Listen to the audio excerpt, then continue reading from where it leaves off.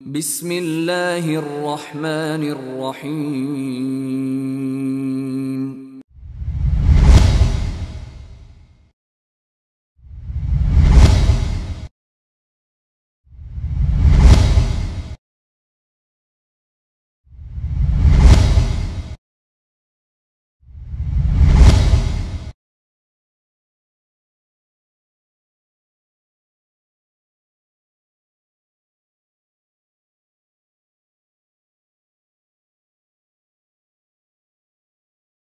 الحمد لله رب العالمين والصلاة والسلام على قائد الغر المحجلين نبينا محمد وعلى آله وصحبه أجمعين، وبعد، فأعوذ بالله السميع العليم من الشيطان الرجيم.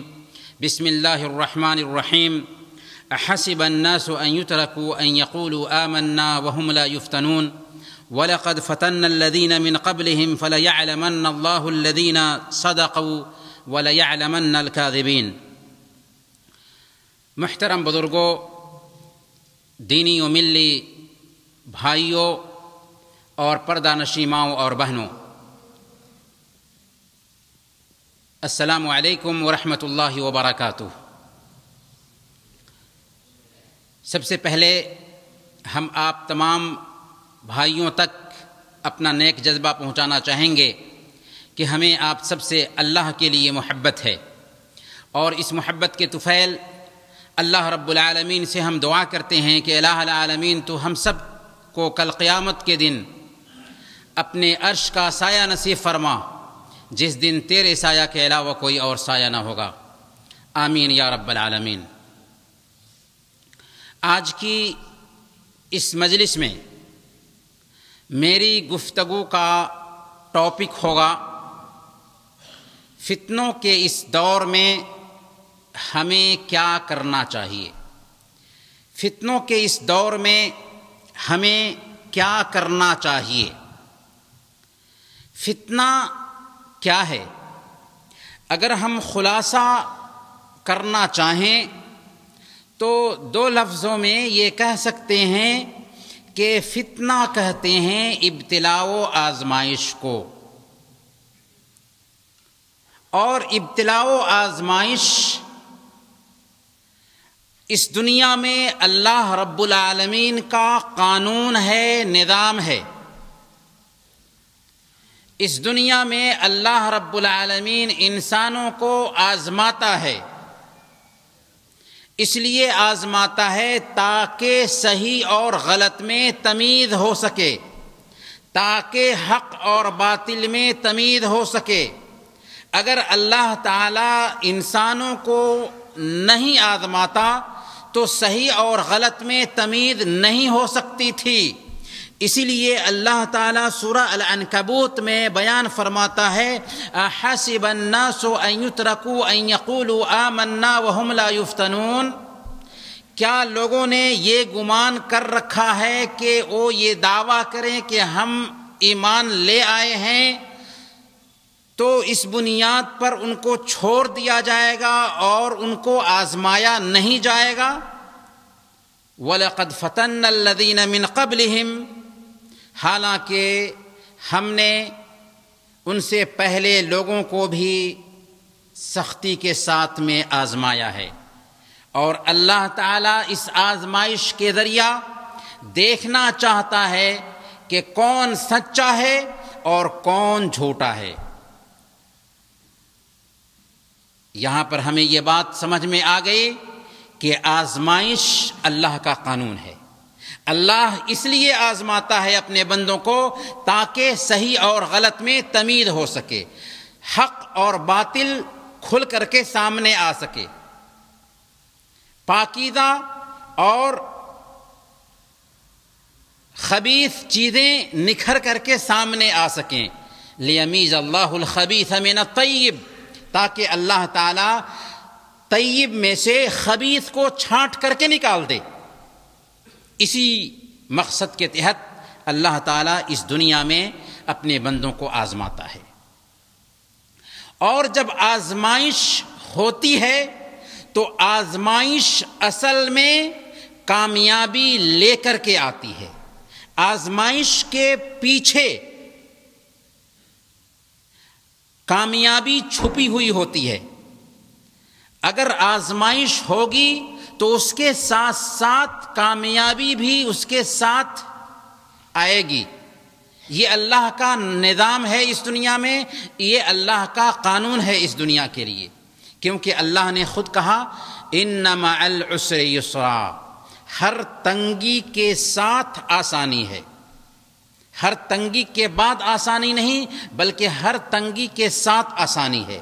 اسی لیے اگر امت آزمائی جاتی ہے، امت کی آزمائش ہوتی ہے، تو یہ اس بات کی دلیل ہے کہ کامیابی قریب ہے، کشادگی قریب ہے، کیونکہ آزمائش ہی دراصل کشادگی کی دلیل ہوتی ہے۔ لہذا آزمائش میں ایک بندے مومن کو گھبرانا نہیں چاہیے۔ آزمائش میں ایک مسلمان کو نیک فال لینا چاہیے۔ حالات خراب ہو سکتے ہیں، آزمائش میں تنگی کے شکار ہو سکتے ہیں، لیکن اس کے باوجود بھی تنگی اگر سخت ہونے لگے تو اس وقت یہ سوچنا ہے کہ یہ تنگی کشادگی لے کر آنے والی ہے، اس لیے ہم وہاں پر گھبراتے نہیں بلکہ ہم نیک فال لیتے ہیں، صبر کا مظاہرہ کرتے ہیں، استقامت کا مظاہرہ کرتے ہیں، اور ہم نہایت ہی اطمینان کے ساتھ اللہ کی کشادگی کا انتظار کرتے ہیں۔ اللہ کے نبی صلی اللہ علیہ وسلم کی سیرت کو جب ہم پڑھتے ہیں تو ہمیں یہ سبق ملتا ہے کہ ایک مومن حالات سے گھبراتا نہیں، بلکہ اس وقت وہ نیک فال لیتا ہے۔ اللہ کے نبی صلی اللہ علیہ وسلم مکی زندگی میں ہیں، صحابہ کرام کو اذیتناک تکلیفیں دی جا رہی ہیں۔ حضرت خباب بن ارت رضی اللہ تعالی عنہ، کون خباب بن ارت رضی اللہ تعالی عنہ؟ وہی خباب بن ارت رضی اللہ تعالی عنہ جن کے مالک ان کے لیے لوہے کی سیخ گرم کرتے تھے، اور جب لوہے کی سیخ بالکل گرم ہو جاتی تو ننگے بدن اس سیخ پر حضرت خباب بن ارت رضی اللہ تعالی عنہ کو لٹا دیا کرتا تھا۔ یہ سیخ جب تک کہ ٹھنڈی نہ ہو جاتی تب تک کہ اس پر لیٹے رہتے، یہاں تک کہ بدن سے چربی پگھل پگھل کر گرنے لگتی تھی۔ ایسی کیفیت سے دوچار کیا جاتا تھا حضرت خباب بن ارت رضی اللہ تعالی عنہ کو۔ صحیح بخاری کی روایت ہے، ایک دن حضرت خباب بن ارت رضی اللہ تعالی عنہ کفار مکہ کے ظلم و ستم سے تنگ آ کر اللہ کے نبی صلی اللہ علیہ وسلم کی خدمت میں آتے ہیں۔ اللہ کے نبی صلی اللہ علیہ وسلم خانہ کعبہ کے پاس اپنی چادر پہ ٹیک لگائے ہوئے بیٹھے ہوئے تھے۔ حضرت خباب بن ارت رضی اللہ تعالی عنہ نے کہا کہ یا رسول اللہ، آخر آپ ہمارے لیے دعا کیوں نہیں کرتے؟ آپ ہمارے لیے اللہ سے مدد طلب کیوں نہیں کرتے؟ اللہ کے نبی صلی اللہ علیہ وسلم کہتے ہیں تم سے پہلے ایسے لوگ گزرے ہیں جن کے لیے گڈھا کھودا جاتا تھا اور اس گڈھے میں اس کو ڈال دیا جاتا تھا، اس کے سر پہ آری رکھی جاتی تھی اور اسے دو آدھا کر دیا جاتا تھا، لیکن پھر بھی ایسا کرنا بھی اسے اس دین سے نہیں پھیر سکتا تھا۔ تم سے پہلے ایسے لوگ گزرے ہیں کہ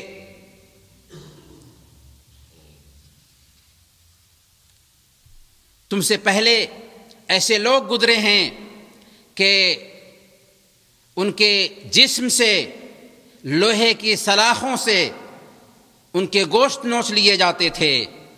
واللہ لیتمن اللہ ھذا الامر حتی یسیر الراکب من صنعاء الى حضرموت لا يخاف الا اللہ والذئب على غنمه ولكنكم تستعجلون۔ اللہ کی قسم، اللہ تعالیٰ اس معاملے کو مکمل کر کے رہے گا، یہاں تک کہ تم دیکھو گے کہ صنعاء سے حضرموت تک ایک سوار سفر کرے گا، لیکن اللہ کے علاوہ اسے کسی کا ڈر نہیں ہوگا سوائے بھیڑیے سے۔ ایک آدمی کو ڈر ہو سکتا ہے کہ اس کی بکری کو اچک لے جائے۔ وَلَكِنَّكُمْ تَسْتَعْجِلُونَ، لیکن اے خباب بن ارت تم لوگ جلدی کر رہے ہو۔ تو میرے بھائیوں، حقیقت میں آزمائش ہوتی ہے تو آزمائش میں پریشان ہونے کی ضرورت نہیں، بلکہ صبر کا دامن تھامنے کی ضرورت ہوتی ہے۔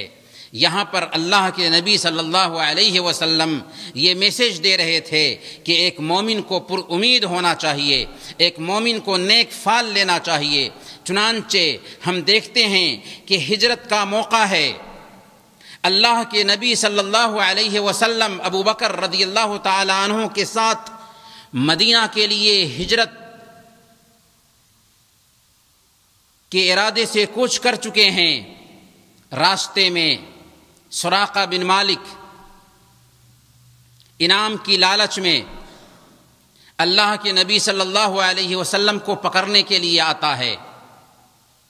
اس کے سواری کا پیر زمین میں دھنسنے لگتا ہے۔ کئی مرتبہ ایسا ہوتا ہے تو وہ اللہ کے نبی صلی اللہ علیہ وسلم سے معافی کا پروانہ مانگتا ہے۔ اللہ کے نبی صلی اللہ علیہ وسلم سراقہ بن مالک کو معافی کا پروانہ دے دیتے ہیں۔ اس وقت اللہ کے نبی صلی اللہ علیہ وسلم کہہ رہے تھے، کیف بک یا سراقہ اذا لبست سوار کسریٰ، اے سراقہ بتاؤ تمہاری کیا کیفیت ہوگی اس وقت، تمہاری کیا شان ہوگی اس وقت جب کہ تم کسریٰ کے کنگن پہنو گے۔ ذرا تصور کیجئے، اللہ کے نبی صلی اللہ علیہ وسلم ابو بکر کے ساتھ اپنی جان بچانے کے لیے نکلے ہوئے ہیں، ساری دنیا دشمن ہے، لیکن اس وقت اللہ کے نبی صلی اللہ علیہ وسلم کس قدر پر امید ہیں کہ آپ سراقہ بن مالک سے کہہ رہے ہیں کہ تیری کیا شان ہوگی اس وقت جب کہ تمہیں کسریٰ کے کنگن پہنائے جائیں گے۔ اسی لیے سراقہ بن مالک نے اس وقت اپنے دل میں کہا تھا کہ شاید اسی وجہ سے نہ اس نبی کو اس کی قوم کے لوگ پاگل کہتے ہیں کہ یہ کیسی باتیں کر رہے ہیں، لیکن اللہ کے نبی صلی اللہ علیہ وسلم نے جو پیشین گوئی کی تھی وہ پیشین گوئی واقعی صحیح ثابت ہوئی۔ قادسیہ کی جنگ ہوتی ہے عمر فاروق رضی اللہ تعالی عنہ کے زمانے میں، اور کسریٰ کا کنگن لایا جاتا ہے، کسریٰ کے تاج لائے جاتے ہیں۔ عمر فاروق رضی اللہ تعالی عنہ سراقہ بن مالک کو اس وقت بلاتے ہیں، اور بلانے کے بعد کسریٰ کا کنگن اور کسریٰ کا تاج سراقہ بن مالک کو پہنایا جاتا ہے۔ تو میرے بھائیوں، حالات کتنے ہی نازک کیوں نہ ہو، ایک مومن کبھی بھی حالات سے گھبراتا نہیں ہے۔ اللہ کے رسول صلی اللہ علیہ وسلم خندق کے موقع سے خندق کھود رہے تھے، اور خندق میں کیا ہوا تھا؟ کفر کی ساری طاقتیں اسلام اور مسلمانوں کو بیخو بن سے اکھاڑ پھینکنے کے لیے تیار ہو گئی تھیں۔ سارا کفر ایک ہو چکا تھا، اور سب کا نعرہ ایک ہی تھا کہ کیسے مسلمانوں کو مٹا دیا جائے، کیسے اسلام کے نام و نشان کو ختم کر دیا جائے۔ اسی ارادے سے سارا کفر مدینہ پر حملہ آور تھا۔ اللہ کے نبی صلی اللہ علیہ وسلم سلمان فارسی رضی اللہ تعالی عنہ کے مشورہ سے خندق کھود رہے تھے، صحابہ کرام کو لگا رکھا تھا خندق کھودنے پر۔ حضرت برا بن عازب رضی اللہ تعالی عنہ اس واقعہ کو بیان کرتے ہیں کہ ہم لوگ خندق کھود رہے تھے، ایک چٹان تک پہنچے تو وہ چٹان ہم لوگ کدال مارتے تھے لیکن وہ چٹان کٹتی ہی نہیں تھی۔ ہم اللہ کے نبی صلی اللہ علیہ وسلم کے پاس آئے، اللہ کے نبی صلی اللہ علیہ وسلم کو خبر کیا۔ اللہ کے نبی صلی اللہ علیہ وسلم آتے ہیں، کدال لیتے ہیں اور بسم اللہ کر کے اس چٹان پر مارتے ہیں تو ایک تہائی چٹان کٹ جاتا ہے۔ اس وقت اللہ کے نبی صلی اللہ علیہ وسلم نے کہا تھا، اللہ اکبر، میں شام کے خزانے کی کنجیاں پا رہا ہوں اپنے ہاتھ میں، مجھے شام کے خزانے کی کنجیاں دے دی گئی ہیں، اور میں ابھی ان کے سرخ محلوں کو دیکھ رہا ہوں۔ پھر دوبارہ ضرب لگائی تو 2/3 چٹان کٹ گئی۔ آپ نے فرمایا، اللہ کی قسم، میں کسرا کی کنجیاں دیکھ رہا ہوں، مجھے کسرا کی کنجیاں دی گئی ہیں، اور ابھی میں مدائن کے سفید محلوں کو دیکھ رہا ہوں۔ پھر آپ نے تیسری ضرب لگائی تو پوری کی پوری چٹان کٹ گئی۔ اس وقت آپ نے کہا تھا کہ اللہ اکبر، میں ابھی یمن کے خزانے دیکھ رہا ہوں، میرے ہاتھ میں یمن کے خزانے کی کنجیاں دے دی گئی ہیں۔ اللہ کے نبی صلی اللہ علیہ وسلم اس قدر پر امید دکھائی دے رہے ہیں۔ اسی لیے حالات اگر خراب ہوتے ہیں تو ایک مومن حالات سے گھبراتا نہیں ہے بلکہ پر امید ہوتا ہے، نیک فال لیتا ہے، کیونکہ ان مع العسر یسرا، ہر تنگی کے ساتھ ہی آسانی آتی ہے، ہر تنگی کے بعد آسانی نہیں آتی، بلکہ تنگی آتی ہے تو آسانی لے کر کے آتی ہے۔ لیکن سوال یہ ہے کہ ہم بحیثیت مسلمان تنگی کی حالت میں، پریشانی کی حالت میں، آزمائش کے موقع سے کیا کریں؟ بحیثیت مسلمان ہماری کیا ذمہ داری ہوتی ہے؟ اس نقطے پہ گفتگو کرنا بہت ضروری ہے تاکہ ہم اپنی انفرادی زندگی کو اللہ اور اس کے رسول کے طریقے کے مطابق فتنوں کے وقت میں گزار سکیں۔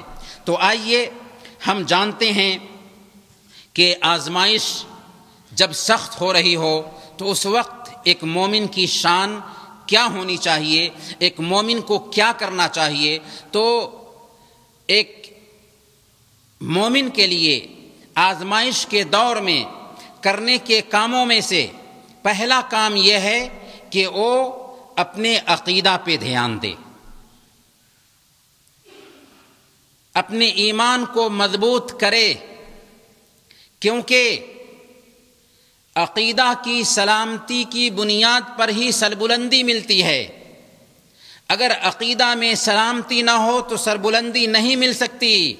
اللہ نے فرمایا وَأَنْتُمُ الْأَعْلَوْنَ إِن كُنتُم مُؤْمِنِينَ، تم ہی سربلند رہو گے اگر تم ایمان والے رہے۔ گویا کہ سربلندی کب ملے گی؟ جبکہ ہمارے اندر ایمان آیا۔ اگر ہمارے اندر ایمان نہیں آ سکتا تو پھر ہمیں سربلندی نہیں مل سکتی۔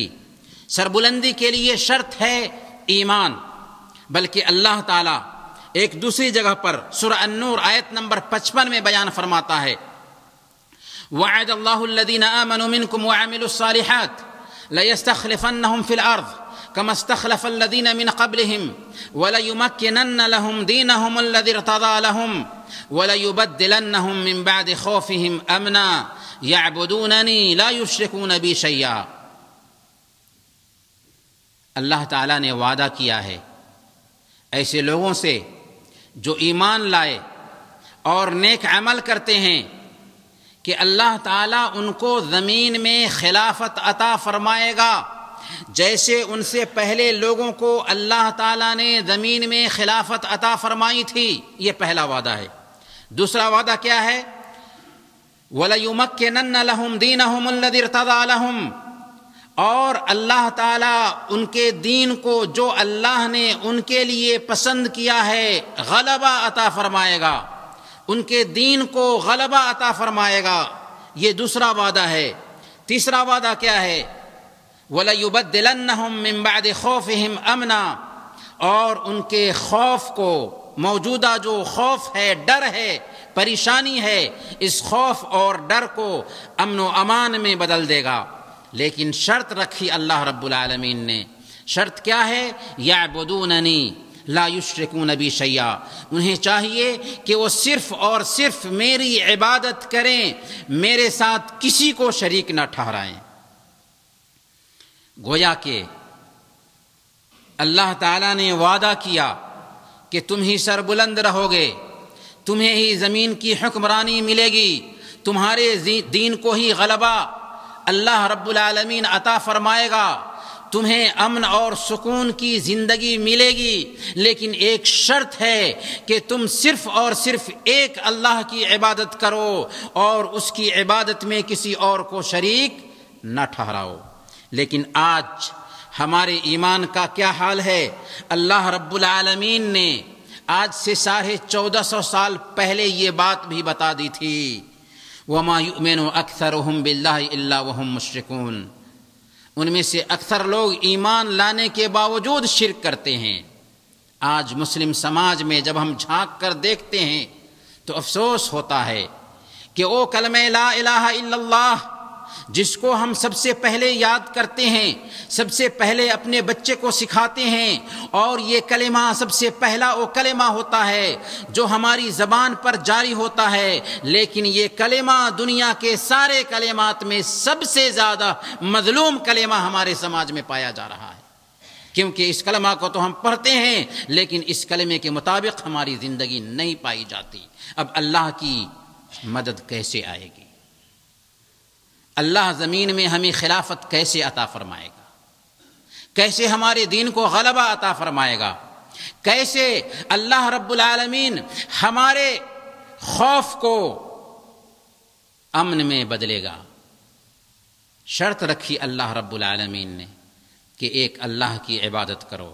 اس لیے میرے بھائیوں، آج کے دور میں جب کہ حالات بد سے بد تر ہو جا رہے ہوں، ہماری پہلی ذمہ داری یہ بنتی ہے کہ اگر ہم صحیح عقیدہ کے حامل ہیں بھی، پھر بھی ہم عقیدہ کی کتابیں زیادہ سے زیادہ پڑھنے کی طرف دھیان دیں، کیونکہ اگر ہمارا عقیدہ مضبوط رہے گا تو کوئی مائی کا لال پیدا نہیں ہوا ہے جو ہمیں ٹس سے مس کر سکے، اور اگر عقیدے کے اندر خرابی ہے تو یہ وقت کی پکار ہے کہ پہلی فرصت میں عقیدہ سیکھنے کی طرف دھیان دیا جائے، عقیدہ کو صحیح کرنے کی طرف دھیان دیا جائے، کلمہ لا الہ الا اللہ محمد رسول اللہ کی مانگ پر دھیان دیا جائے۔ یہ پہلا کام ہے کرنے کا آج کے اس فتنے کے دور میں۔ دوسرا کام یہ ہے کہ ہم سچی توبہ کریں۔ فتنہ کے اس دور میں دوسرا کرنے کا کام یہ ہے کہ ہم اللہ رب العالمین سے گر گرائیں، اللہ سے لو لگائیں، کیونکہ آزمائش یا آفت آتی ہے تو یہ ہمارے گناہوں کی وجہ سے آتی ہے۔ آفتیں گناہوں کا سبب ہوتی ہیں، اسی لیے امام البانی رحمۃ اللہ علیہ نے اپنی کتاب الوسیلہ میں یہ روایت نقل کی ہے، زبیر بن بکار رحمۃ اللہ علیہ نے الانساب میں نقل کیا کہ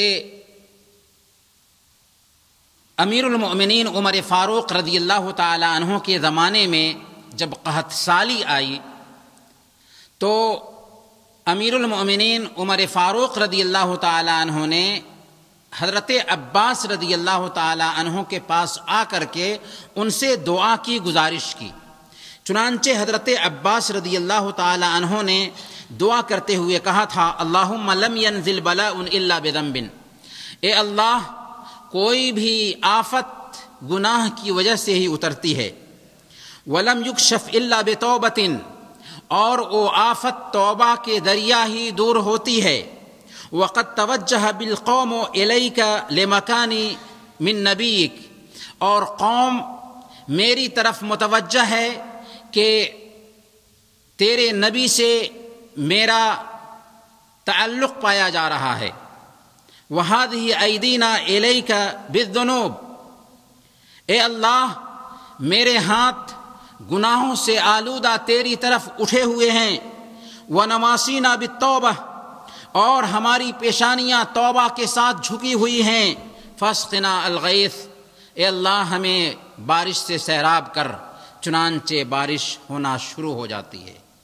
تو میرے بھائیوں، یہ وقت کا تقاضا ہے کہ ہم اپنے رب سے لو لگائیں، اپنے رب کی طرف جھکیں، اپنے گناہوں سے سچی توبہ کریں اور اپنے رب کا مرتبہ دیکھیں، اس کی شان دیکھیں کہ صحیح مسلم کی روایت کے مطابق ہمارے نبی نے فرمایا، اللہ تعالیٰ دن میں ہاتھ پھیلاتا ہے تاکہ رات میں گناہ کرنے والا توبہ کر لے، اور رات میں ہاتھ پھیلاتا ہے تاکہ دن میں گناہ کرنے والا توبہ کر لے۔ اللہ رب العالمین دن اور رات میں 2 مرتبہ ہاتھ پھیلاتا ہے تاکہ گناہگار توبہ کر لیں۔ اور ہمارے نبی صلی اللہ علیہ وسلم کی شان کیا تھی؟ صحیح مسلم کی روایت کے مطابق آپ فرماتے ہیں، یا ایھا الناس توبوا الی اللہ واستغفروہ فانی اتوب الی اللہ فی اليوم 100 مرہ، اے لوگو اللہ کے حضور اپنے گناہوں کی سچی توبہ کرو۔ میری حالت یہ ہے کہ میں دن میں 100 مرتبہ توبہ کرتا ہوں۔ اللہ کے نبی صلی اللہ علیہ وسلم جن کے اگلے پچھلے سارے گناہ معاف کر دیے گئے تھے، وہ دن میں 100 مرتبہ توبہ کریں، اور ہم گناہوں کے پتلا ہیں، تو ہمیں کس قدر توبہ کرنے کی ضرورت ہے، اس کا ہمیں خود اندازہ لگانا چاہیے۔ تو سچی توبہ یہ وقت کی پکار ہے، اور فتنے کے اس دور میں سب سے اہم کام یہ کرنے کا ہے کہ ہم سچی توبہ کریں۔ تیسرا کام جو فتنے کے اس دور میں کرنے کا ہے وہ یہ ہے کہ ہم کثرت سے عبادت کا اہتمام کریں۔ اللہ فرماتا ہے، الیس اللہ بکاف عبدہ، کیا اللہ تعالیٰ اپنے بندے کے لیے کافی نہیں ہے؟ ہاں، کیوں نہیں؟ اللہ اپنے بندے کے لیے کافی ہے، لیکن اللہ تعالیٰ اپنے بندے کے لیے تبھی کافی ہوتا ہے جبکہ بندے کے اندر بندگی آتی ہے۔ اگر بندے کے اندر بندگی نہ آئے تو اللہ اپنے بندے کے لیے کافی نہیں ہوتا۔ اسی لیے امام ابن قیم رحمۃ اللہ علیہ نے بیان فرمایا، الکفایۃ علی حسب العبودیہ، بندے کے اندر جتنی بندگی آئے گی اسی کے تناسب سے اللہ تعالیٰ بندے کے لیے کافی ہوتا ہے۔ اس لیے فتنے کے اس دور میں کثرت سے عبادت کرنے کی ضرورت ہے، اور اللہ کے نبی صلی اللہ علیہ وسلم نے صحیح مسلم کی روایت کے مطابق بیان فرمایا، العبادۃ فی الحرج کہجرۃ الی، فتنہ کے دور میں عبادت کا اہتمام کرنا میری طرف ہجرت کرنے کے جیسے ہے۔ یعنی اللہ کے نبی صلی اللہ علیہ وسلم کے ساتھ صحابہ کرام نے مکہ سے مدینہ کی طرف جو ہجرت کی تھی، اور اس ہجرت میں صحابہ کرام کو جو اجر و ثواب ملا تھا، وہی اجر و ثواب فتنہ کے دور میں عبادت کا اہتمام کرنے کی وجہ سے ایک بندے مومن کو ملتا ہے۔ کیوں؟ اس لیے کہ فتنہ کے دور میں ایک انسان اپنی ذات میں الجھ کر رہ جاتا ہے، غفلت کا شکار ہو جاتا ہے، اپنے من کی چاہت میں لگ جاتا ہے۔ ایک بندہ اگر فتنہ کے اس دور میں عبادت کے لیے اپنے آپ کو فارغ کرتا ہے تو اللہ رب العالمین کی نظر میں اس کی عبادت کی بہت قدر ہوتی ہے۔ اسی لیے صحیح مسلم کی روایت کے مطابق اللہ کے نبی صلی اللہ علیہ وسلم نے ارشاد فرمایا، بادروا بالاعمال فتنا كقطع الليل المظلم يصبح الرجل مؤمنا ويمسي كافرا ويمسي مؤمنا ويصبح كافرا يبيع دينه بعرض من الدنيا۔ اے لوگو، نیک عمل کرنے میں جلدی کرو، ان فتنوں کے ظاہر ہونے سے پہلے، جبکہ تاریک رات کے ٹکڑوں کے جیسے فتنے ظاہر ہوں گے۔ ان تاریک رات کہ ٹکڑوں کے جیسے فتنوں کے ظاہر ہونے سے پہلے نیک عمل کرنے میں جلدی کرو۔ اس وقت حالت کیا ہوگی لوگوں کی کہ ایک آدمی صبح کرے گا تو مسلمان ہوگا بلکہ مومن ہوگا، اور شام کرے گا تو کافر ہو جائے گا، شام میں کافر ہوگا اور صبح میں مومن ہو جائے گا۔ یبیع دینہ بعرض من الدنیا، دنیا کے معمولی ساز و سامان کے بدلے اپنے دین کو بیچ ڈالے گا۔ ایسے حالات پیدا ہوں گے، اور آج ایسے حالات پیدا ہو رہے ہیں۔ اس لیے فتنے کے اس دور میں عبادت کا کثرت سے اہتمام کرنا وقت کا تقاضا ہے، اور عبادتوں میں سب سے پہلے نمبر پر 5 وقت کی نمازوں کا درجہ آتا ہے۔ 5 وقت کی نمازوں کی بات تو ہونی ہی نہیں چاہیے، بلکہ فتنے کے دور میں نفلی نمازوں کا کثرت سے اہتمام کرنا، یہ اصل میں ایک مومن کی شان ہے۔ اسی لیے اللہ رب العالمین فرماتا ہے، یا ایھا الذین آمنوا استعینوا بالصبر والصلاۃ ان اللہ مع الصابرین، اے ایمان والو نماز اور صبر کے ذریعہ اللہ سے مدد طلب کرو۔ پریشانیاں آ رہی ہیں، مصیبتیں آ رہی ہیں، تو پریشانیوں میں مصیبتوں میں نماز کا کثرت سے اہتمام کرنا چاہیے، نفلی نمازوں کا کثرت سے اہتمام کرنا چاہیے۔ اور اللہ کے نبی صلی اللہ علیہ وسلم کی شان کیا تھی؟ کان اذا حضبہ امر ابتدر الی الصلاۃ، اللہ کے نبی صلی اللہ علیہ وسلم کو کوئی تکلیف پہنچتی تھی تو آپ نماز کی طرف جلدی کرتے تھے، نماز کی طرف لپکتے تھے۔ ایک مرتبہ کا واقعہ ہے، صحیح بخاری کی روایت ہے، ایک رات اللہ کے رسول صلی اللہ علیہ وسلم گھبرائے ہوئے اٹھے۔ اللہ کے نبی صلی اللہ علیہ وسلم جگتے ہیں، بیدار ہوتے ہیں تو گھبرائے ہوئے ہیں۔ اللہ کے نبی صلی اللہ علیہ وسلم فرماتے ہیں، سبحان اللہ ماذا انزل اللیل من الفتن، سبحان اللہ، ہم اللہ کی پاکی بیان کرتے ہیں، آج کی رات کتنے فتنے اتارے گئے ہیں۔ وماذا فتح من الخزائن، اور کتنے خزانے کھولے گئے ہیں۔ ایقظوا صواحبات الحجر،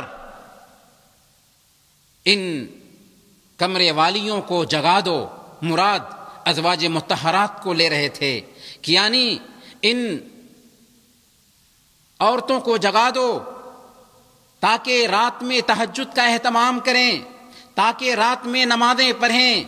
فرب کاسیۃ فی الدنیا عاریۃ فی الآخرہ، کیونکہ بہت ساری ایسی عورتیں جو دنیا میں پہننے والیاں ہیں آخرت میں ننگی ہوں گی۔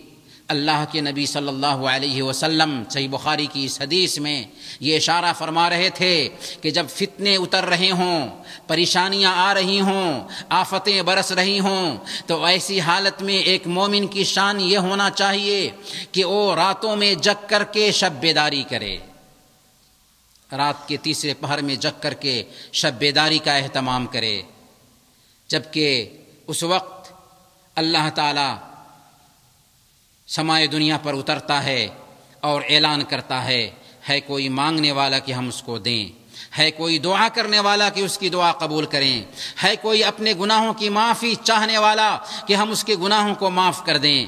اصل میں اللہ کے نبی صلی اللہ علیہ وسلم کی اس حدیث سے یہی سمجھ میں آتا ہے کہ فتنے جب اتر رہے ہوں تو کثرت سے قیام اللیل کا اہتمام کرنا چاہیے۔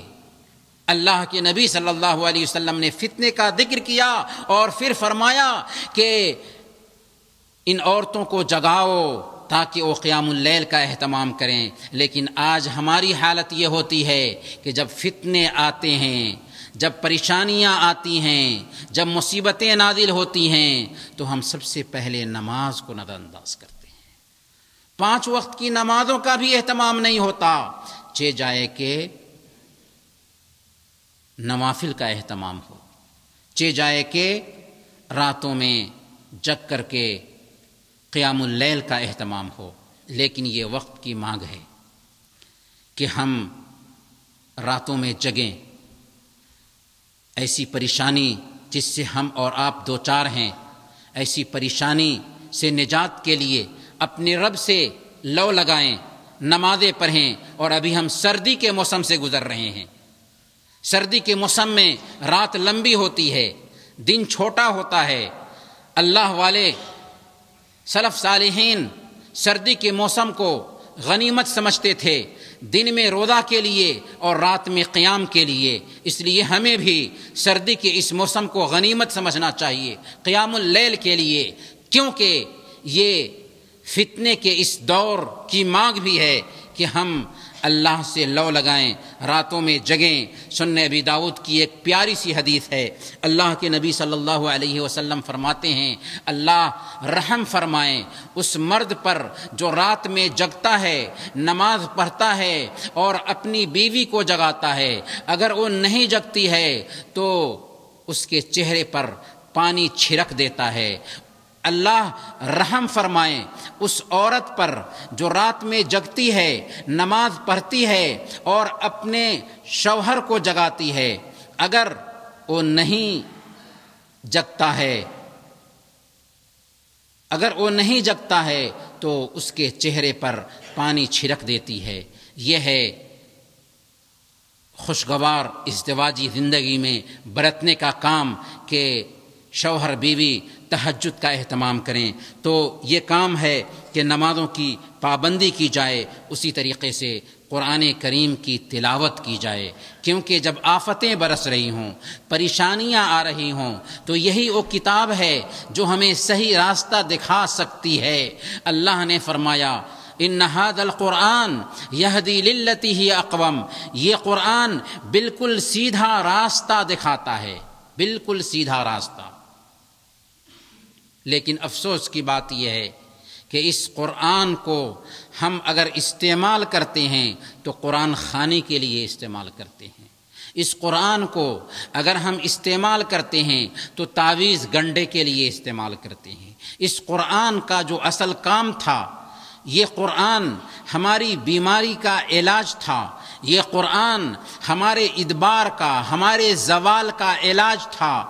اس علاج کو ہم نے نہیں برتا، جس کی وجہ سے آج امت مسلمہ کی یہ حالت ہو چکی ہے. علامہ اقبال نے کہا تھا وہ زمانے میں معزز تھے مسلمہ ہو کر، اور ہم خار ہوئے تارک قرآن ہو کر. جی ہاں، قرآن کریم سے ہمارا رشتہ کٹا تو ذلت کی زندگی ہمیں نصیب ہوئی. اور اللہ کے نبی صلی اللہ علیہ وسلم کل قیامت کے دن اپنی امت کے حوالے سے شکایت کرنے والے ہیں اس کتاب کو لے کر.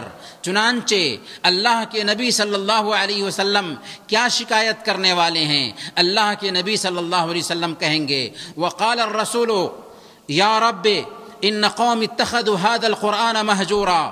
رسول کہیں گے کہ اے میرے رب، میری قوم نے اس قرآن کو چھوڑ رکھا تھا. جی ہاں، اس کی تلاوت نہ کرنا بھی اس کو ترک کرنا ہے، اس کے معنی کو نہ سمجھنا بھی اس کو ترک کرنا ہے. اس لیے میرے بھائیوں، یہ وقت کی مانگ ہے کہ قرآن کریم سے اگر ہمارا رشتہ کمزور ہے تو اس رشتہ کو بحال کریں. باتیں لمبی ہو سکتی ہیں، لیکن اگر ہم اپنی بات کا خلاصہ کرنا چاہیں تو ہم یہ کہیں گے کہ یہ قرآن جو ہمیں سیدھا راستہ دکھاتا ہے، ہمیں چاہیے کہ قرآن کریم سے اپنے تعلق کو مضبوط کریں. پریشانی میں، مصیبت میں یہی قرآن ہے جو ہمیں ہمارا ساتھ دے سکتا ہے، اور اسی قرآن کے ذریعہ ہماری پریشانی دور ہو سکتی ہے. اسی لیے ہم پلان بنائیں، اپنے روزمرہ کے معمول میں قرآن کی تلاوت کو رکھیں. اگر زیادہ نہیں تو چند آیتیں ہی صحیح، لیکن ڈیلی نمازوں کی پابندی کے ساتھ، تہجد کے اہتمام کے ساتھ قرآن کریم کی تلاوت ہماری زندگی میں آ جائے. اگر قرآن کریم کی تلاوت ہماری زندگی میں آ جاتی ہے تو لاکھ پریشانیاں ہوں، لاکھ مصیبتیں ہوں، عجیب طریقے سے ہم کو سکون کی زندگی ملے گی. تیسرے نمبر پر عبادت میں کرنے کا کام یہ ہے کہ ہم ذکر کا اہتمام کریں. ذکر کا اہتمام، پریشانیاں جب آ رہی ہوں، مصیبتیں جب آ رہی ہوں تو عجیب طریقے سے ذکر کامیابی سے ہمکنار کرتا ہے۔ چنانچہ اللہ رب العالمین فرماتا ہے سورہ انفال آیت نمبر 45 میں، یا ایھا الذین آمنوا اذا لقیتم فئۃ فاثبتوا واذکروا اللہ کثیرا لعلکم تفلحون۔ اے ایمان والو، جب تم کسی مخالف فوج سے بھر جاؤ، جب تمہارا کسی مخالف فوج سے سامنا ہو جائے تو اس وقت ثابت قدم رہو اور کثرت سے ذکر کرو تاکہ تم کامیاب ہو سکو۔ تو حالات جب خراب ہو رہے ہوں اس وقت اللہ رب العالمین کو یاد کرنا چاہیے، کثرت سے ذکر کرنا چاہیے، ذکر کا اہتمام کرنا چاہیے، اور ذکر کے لیے صرف زبان کو حرکت دینے کی نوبت آتی ہے اور بس۔ سبحان اللہ، الحمدللہ، لا الہ الا اللہ، اللہ اکبر، اگر ہم زبان کو حرکت دیتے ہیں ذکر کے کلمات سے تو عجیب طریقے سے ہمیں کامیابی ملے گی، جب کہ ہم پریشانی میں ہوں، جب کہ ہم مصیبت میں ہوں، جب کہ ہم پر آفتیں برس رہی ہوں۔ تو پریشانیوں میں، مصیبتوں میں ذکر کا کثرت سے اہتمام کرنا چاہیے۔ اور اللہ کے نبی صلی اللہ علیہ وسلم نے ارشاد فرمایا، مثل الذی یذکر ربہ والذی لا یذکر ربہ مثل الحی والمیت، جو ذکر کرتا ہے اور جو ذکر نہیں کرتا اس کی مثال زندہ اور مردہ کی سی ہے۔ گویا کہ ذکر کرنا زندگی ہے اور ذکر نہ کرنا زندہ ہو کر بھی مردہ رہنا ہے، اس لیے کثرت سے ذکر کا اہتمام کرنا چاہیے۔ عبادت میں یہ کام بھی آتا ہے کہ ہم زیادہ سے زیادہ اللہ سے دعا کریں۔ صحیح مسلم کی روایت ہے، اللہ کے نبی صلی اللہ علیہ وسلم نے فتنہ کے موقع سے بیان فرمایا، تعوذوا باللہ من الفتن ما ظہر منها وما بطن، کہ اے لوگو کثرت سے اللہ کی جناب میں ظاہری اور باطنی فتنوں سے اللہ کی جناب میں پناہ مانگو، ظاہری اور باطنی فتنوں سے اللہ کی جناب میں پناہ مانگو۔ اس لیے کثرت سے ہمیں فتنوں سے دعا کرنی چاہیے، اللہ رب العالمین سے دعا کا اہتمام کرنا چاہیے۔ اور ظاہر سی بات ہے، کون ہے جو ہماری پریشانی کو دور کر سکتا ہے؟ امن یجیب المضطر اذا دعا ویکشف السوء ویجعلکم خلفاء الارض االہ مع اللہ، کون ہے جو پریشان حال کی پریشانی کو سنتا ہے اور اس کی پریشانی کو دور کرتا ہے؟ اور کون ہے جو تمہیں زمین میں خلافت عطا فرماتا ہے کوئی اللہ کے علاوہ؟ تو اللہ تعالیٰ ہی پریشان حال کی پریشانی کو سنتا ہے، اس لیے اللہ کے سامنے میں ہاتھ اٹھانا چاہیے، اللہ سے مانگنا چاہیے، اللہ سے لو لگانا چاہیے۔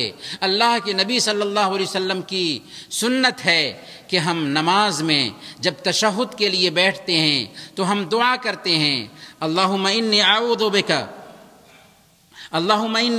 بک من عذاب جہنم واعوذ بک من عذاب النار واعوذ بک من عذاب القبر ومن فتنة المحیا والممات ومن فتنة المسیح الدجال۔ 4 چیزوں سے اللہ کے نبی صلی اللہ علیہ وسلم تشہد کی حالت میں پناہ مانگتے تھے اور ہمیشہ آپ کا معمول تھا پناہ مانگنا۔ کیا چیزیں تھیں؟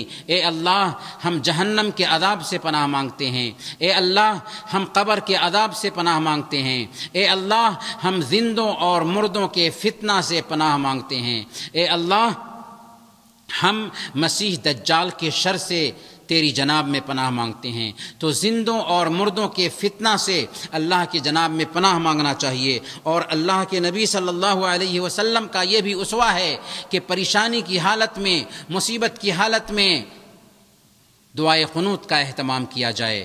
اللہ کے نبی صلی اللہ علیہ وسلم کی زندگی میں ایک واقعہ پیش آیا۔ 70 صحابہ کرام کو اللہ کے نبی صلی اللہ علیہ وسلم نے دعوت کا کام کرنے کے لیے بھیجا تھا، لیکن دشمن نے دھوکہ دیا اور 70 صحابہ کرام کو شہید کر دیا۔ اس واقعے کو سیرت کی کتاب میں بیر معونہ کے نام سے جانا جاتا ہے۔ اس موقع سے اللہ کے نبی صلی اللہ علیہ وسلم نے 1 مہینہ تک لگاتار دعائے قنوت کا اہتمام کیا تھا نمازوں میں۔ اس لیے آج کے حالات میں دعائے قنوت کا کثرت سے اہتمام کرنا چاہیے۔ اللہ کے نبی صلی اللہ علیہ وسلم نے قبیلہ رال، ذکوان، عصیہ وغیرہ پر بد دعا کی تھی، لہذا آج بھی جو اس دھرتی پر ظالم پائے جاتے ہیں، ایسے ظالموں کے لیے دعائے قنوت پڑھ کر کے بد دعا کرنی چاہیے۔ یہ وقت ہے بد دعا کرنے کی۔ اسی طریقے سے اللہ کے نبی صلی اللہ علیہ وسلم دعا کے حوالے سے بیان فرماتے ہیں، عاجز الناس من عجز عن الدعاء، سب سے عاجز انسان وہ ہے، سب سے کوتاہ انسان وہ ہے جو دعا میں کوتاہی کرے۔ دعا میں کوتاہی سب سے بڑی کوتاہی ہوتی ہے، اس لیے کثرت سے دعاؤں کا اہتمام کرنا چاہیے۔ ایک آخری نقطہ جس پر ہم اپنی بات ختم کریں گے وہ ہے انبیاء کرام اور سلف صالحین کی زندگی کا مطالعہ کرنا۔ انبیاء کرام اور سلف صالحین کی زندگی کا مطالعہ کرنا پریشانی میں، مصیبت میں، آفت کے زمانے میں نہایت ہی اکثیر کی حیثیت رکھتا ہے، اس لیے انبیاء کرام کی سیرت کا کثرت سے مطالعہ کرنا چاہیے۔ اسی طریقے سے صحابہ کرام کی زندگی کا کثرت سے مطالعہ کرنا چاہیے، اللہ والوں کی زندگی کا کثرت سے مطالعہ کرنا چاہیے۔ امام مالک رحمۃ اللہ علیہ بیان فرماتے ہیں، لن يصلح آخر هذه الامة الا بما صلح به اولها، اس امت کے بعد والے انہی طریقوں کو اپنا کر کے کامیاب ہو سکتے ہیں جن طریقوں کو اپنا کر کے پہلے کامیاب ہوئے تھے۔ اگر ہم کامیابی چاہتے ہیں، اگر ہم سرخری چاہتے ہیں، اگر ہم سربلندی چاہتے ہیں تو ہمیں آئیڈیل بنانا ہوگا، اپنے اسلاف کو آئیڈیل بنانا ہوگا، صحابہ کرام کو، انبیاء کرام کی زندگی کو۔ چنانچہ ابراہیم علیہ السلام کی زندگی میں دیکھیے کیسی پریشانی آئی تھی۔ نمرود آگ جلاتا ہے اور آگ میں ڈال دیتا ہے، ساری دنیا ابراہیم علیہ السلام کے خلاف ہے، آگ کا کام ہے جلانا، لیکن نمرود کی وہ آگ ابراہیم علیہ السلام کو جلا نہیں پاتی ہے، کیونکہ اللہ تعالیٰ نے آگ کو حکم دیا تھا، یا نار کونی بردم و سلامن علی ابراہیم، اے آگ ابراہیم علیہ السلام کے اوپر ٹھنڈی ہو جا اور سلامتی کے ساتھ ٹھنڈی ہو جا۔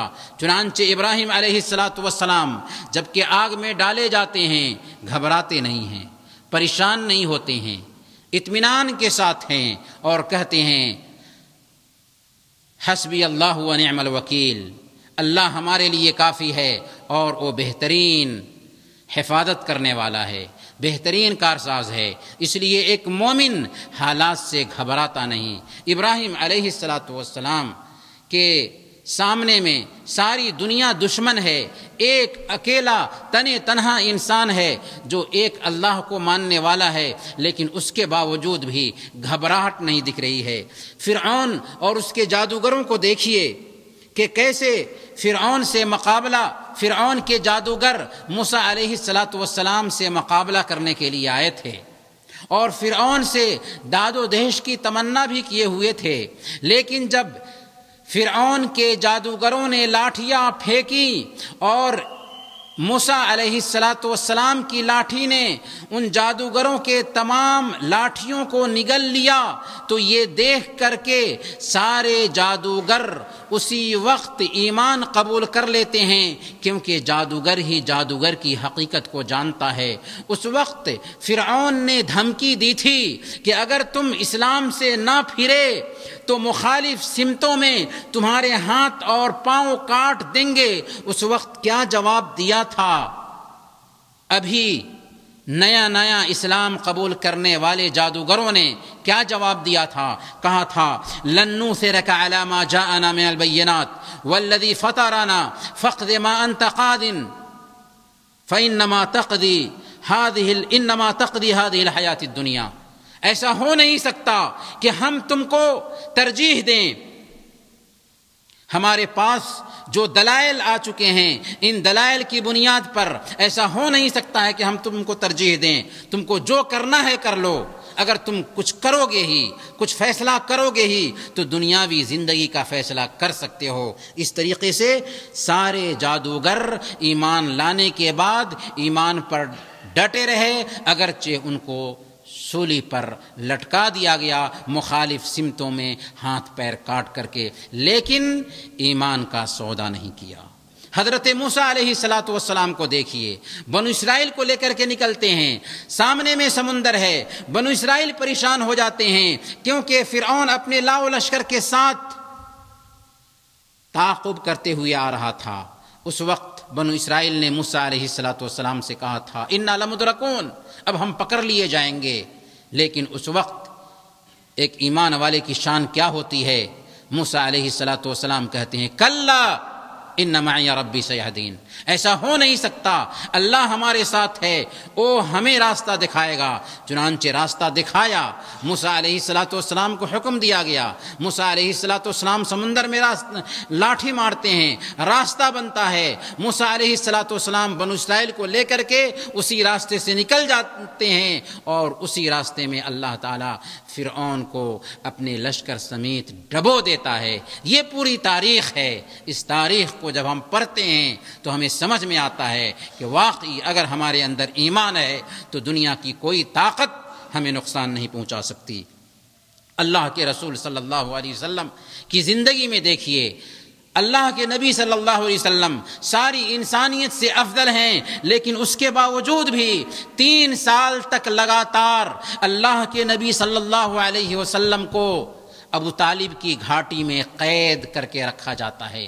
یہ ڈیٹینشن کیمپ تھا جس میں قید کر کے رکھا گیا تھا دنیا کے سب سے افضل انسان کو۔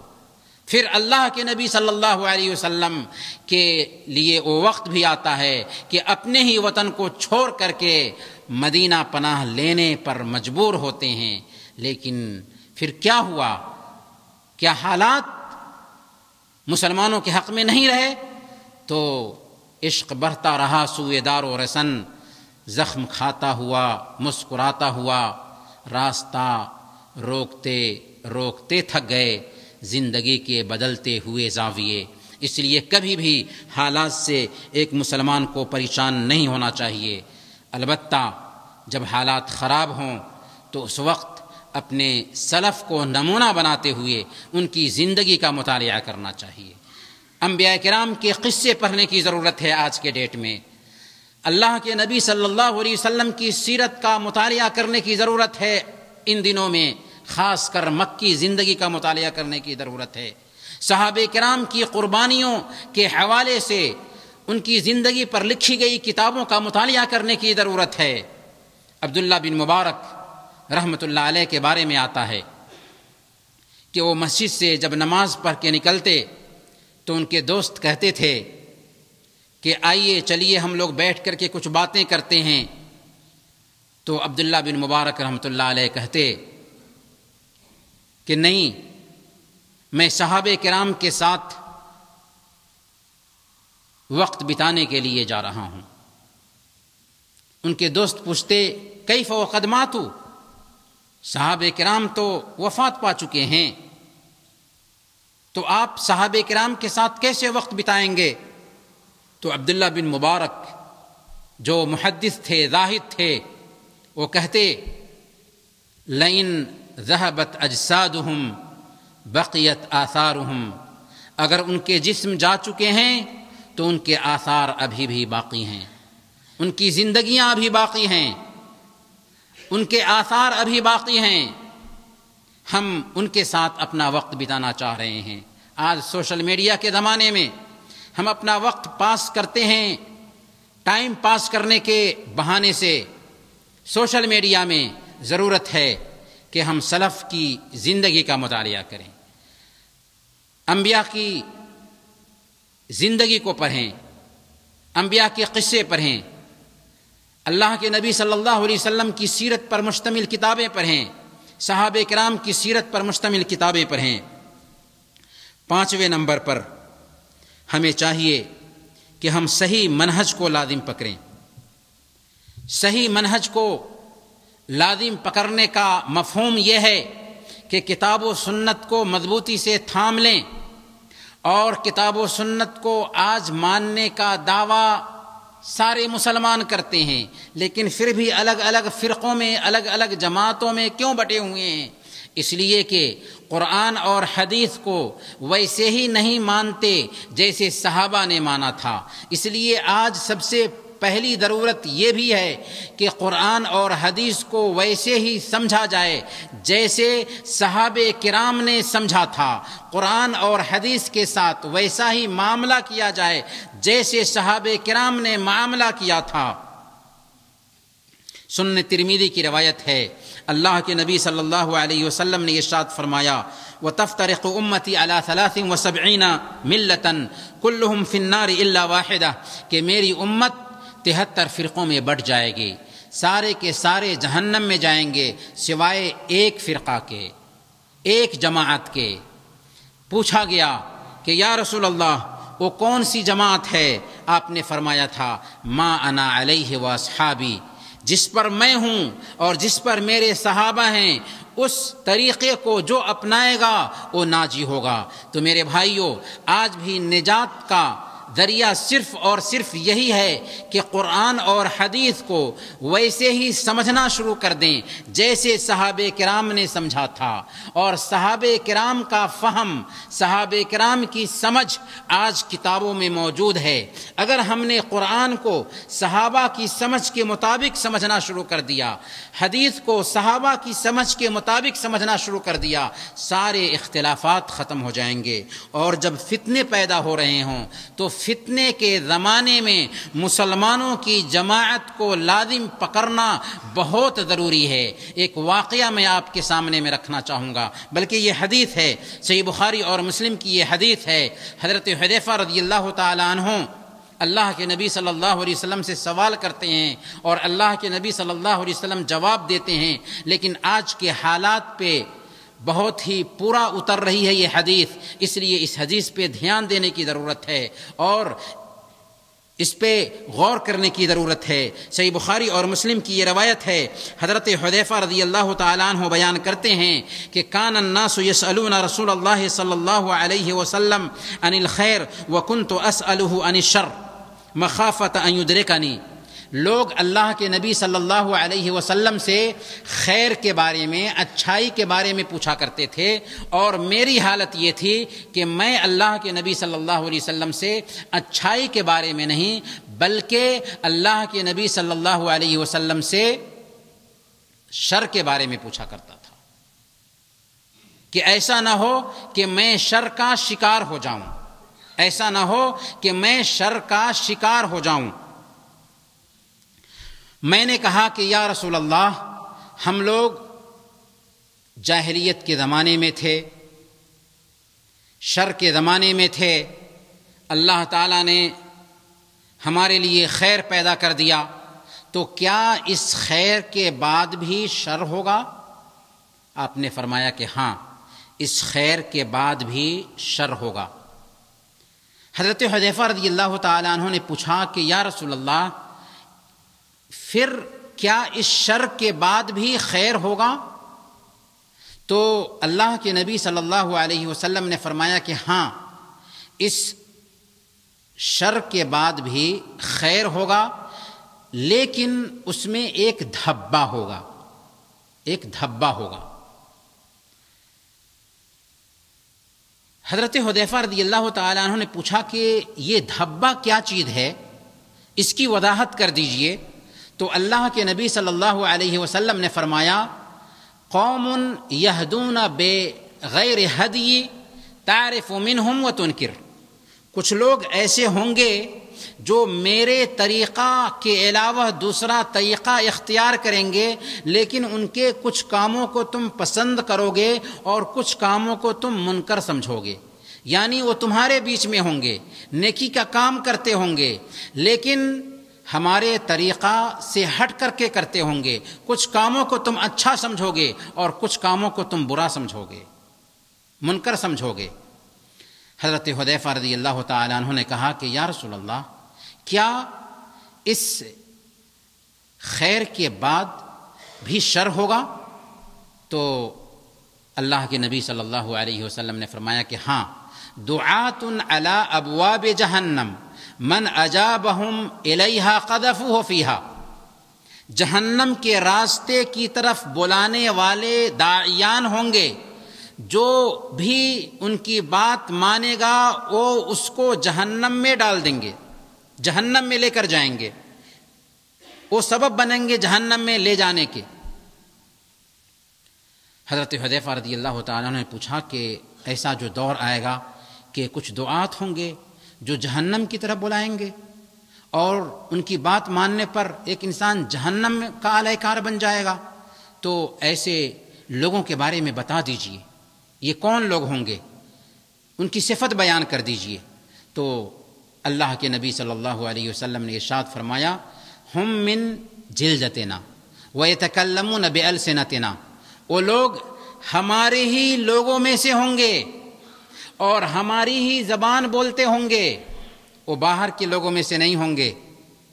ان کا نام بھی عارف، طارق، احمد، عبداللہ ہوگا، لیکن وہ کفر کی باتیں کریں گے، ان کی باتیں سنو گے تو ان کی زبان پر بھی اللہ اور اس کے رسول کا نام ہوگا، لیکن وہ تم کو جہنم کے راستے پر لے جائیں گے۔ اللہ کے نبی صلی اللہ علیہ وسلم سے حضرت حذیفہ رضی اللہ تعالیٰ عنہ نے کہا کہ یا رسول اللہ، اگر ہم ایسے وقت کو پائیں تو بتائیے کہ ہم کیا کریں۔ تو اللہ کے نبی صلی اللہ علیہ وسلم نے بیان فرمایا تھا کہ تلزم جماعت المسلمین و امامہم، کہ تمہیں چاہیے کہ ایسے وقت میں مسلمانوں کی جماعت کو مضبوطی سے تھام لینا اور ان کے امام کو مضبوطی سے تھام لینا۔ حضرت حذیفہ رضی اللہ تعالیٰ عنہ نے پوچھا کہ اگر مسلمانوں کی کوئی جماعت نہ ہو، مسلمانوں کا کوئی امام نہ ہو تو ہم کیا کریں؟ تو اللہ کے نبی صلی اللہ علیہ وسلم نے فرمایا کہ اگر مسلمانوں کی کوئی جماعت نہ ہو اور مسلمانوں کا کوئی امام نہ ہو تو ایسی حالت میں تم ان سارے فرقوں سے علیحدگی اختیار کر لینا، یہاں تک کہ اگر تمہیں ایک درخت کی جڑ میں پناہ لینے کی نوبت آتی ہے تو درخت کی جڑ میں پناہ لے لینا یہاں تک کہ تمہیں موت آ جائے۔ تو میرے بھائیو، یہ نہایت ہی بہترین حدیث ہے جس میں اللہ کے نبی صلی اللہ علیہ وسلم سے حضرت حذیفہ بن یمان رضی اللہ تعالیٰ عنہ حالات کے حساب سے سوال کرتے ہیں، اور یہ حالات آج دکھائی دیتے ہیں۔ اس لیے ہمیں چاہیے کہ ایسے حالات میں دین کی طرف لوٹیں، معتبر علماء اور ثقہ علماء کی باتوں کی طرف دھیان دیں، کیونکہ حالات جب خراب ہو رہے ہوتے ہیں تو علماء کی مجلس میں بیٹھنے میں ہی نجات ملتی ہے۔ اسی لیے شیخ الاسلام ابن تیمیہ رحمۃ اللہ علیہ کے بارے میں ان کے شاگرد